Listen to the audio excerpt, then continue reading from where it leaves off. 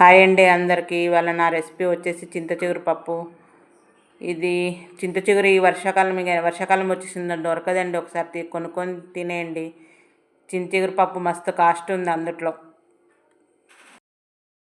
చాలా సింపుల్గా చేసేసుకోవచ్చు.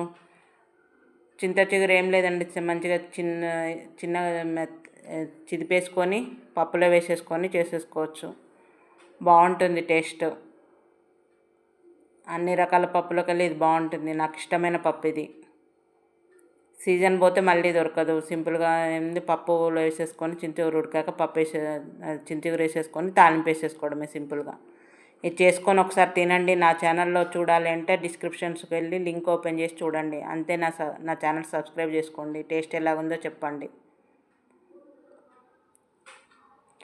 నెయ్యి వేసుకొని సర్వ్ చేసుకొని తినండి. టేస్ట్ బాగుంటుందండి. Thank you very much.